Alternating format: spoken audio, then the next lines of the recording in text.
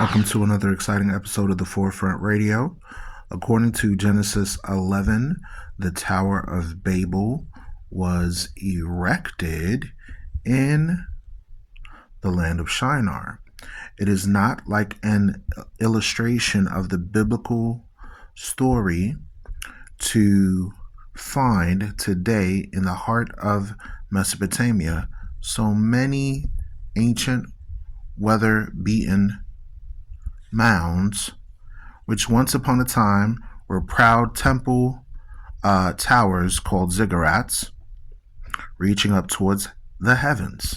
At Akkad in northern Babylonia, possibly the modern Tel Adir, a Shemite by the name of Sargon founded the dynasty of Akkad about 2400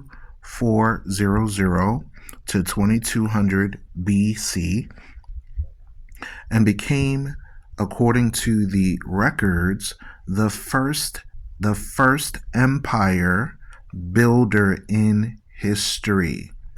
It was under this greatest of the kings of Mesopotamia in the 3rd millennium BC that the Shemites, who had for long enough been living side by side with the Sumerians, became the dominant power in the land under Sargon I and his successors, especially Naram Sin. So now I did a Google search and I said, you know what? Let me see what nationality this person appears to be. In the book, we're going to see something that they show, but when I actually go online and search, I find something different. This should show you how Eurocentric delusionalism tries to go into the Bible and shape history around them. Watch this.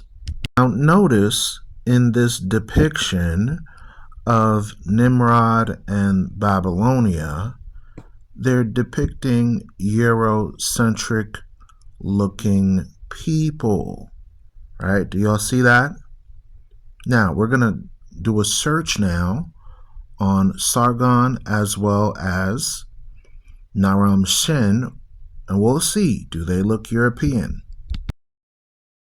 While we are deceived through Eurocentric delusionalism that the people of Shem were non-melanated people groups, in reality, they are black.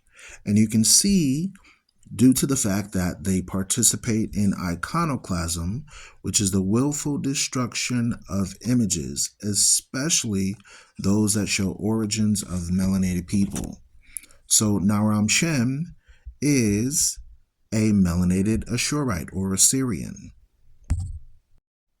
Iconoclasm refers to the deliberate destruction or defacement of religious or cultural images, often motivated by religious, political, or social reasons. In the context of ancient statues, including those of black people, iconoclasm had occurred in various forms and reasons. Number 1, religious conflicts. During the Byzantine Empire, iconoclasm was a heated debate. Some believed that religious images were idolatrous and should be destroyed. In this context, statues representing black people might have been targeted due to the associated with non-Christian or Christian beliefs. Number 2, racial bias and erasure.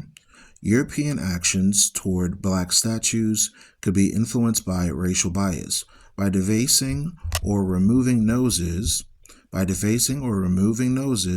obscured the statue's original features. The erasure aimed to downplay the blackness of the depicted individuals, reinforcing Eurocentric narratives. Number 3, colonialism and the power dynamics.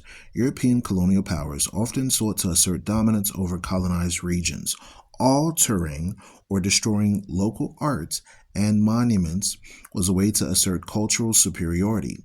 Black statues representing indigenous cultures were seen as a threat to European dominance. In summary, iconoclasm has complex motivations, including religious, racial, and political factors. The removal of noses from black statues reflects historical power dynamics and attempts to rewrite narratives. Follow Forefront Radio.